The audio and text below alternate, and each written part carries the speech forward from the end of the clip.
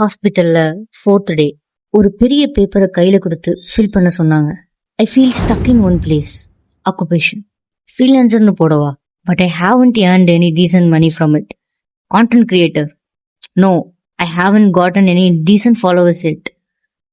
So I put a dash on it. So far, நான் jack of ட்ரேடாவும் master of நன்னாவும் தான் இருந்திருக்கேன். Yes, I tried hell lot of things. Hacking, trading, networking, video editing, business, trading. But எதுலயுமே ஒரு கன்சிஸ்டண்டா இருந்தது இல்ல. Master லெவல நான் அச்சீவ் பண்ணதே இல்லை.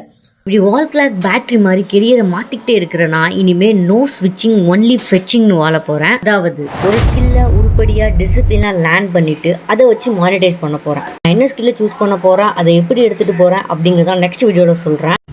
இந்த வீடியோ போஸ்ட் பண்ணும்போது எனக்கு தெரிஞ்சது இன்னைக்கு மதர்ஸ் டே அப்படின்னு. நிறைய பேர் மதர்ஹுட்டை நெகட்டிவாக நினைப்பாங்க. But motherhood is a blessing one.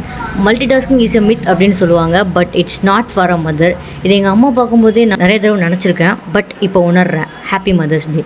Let's see what's gonna happen next.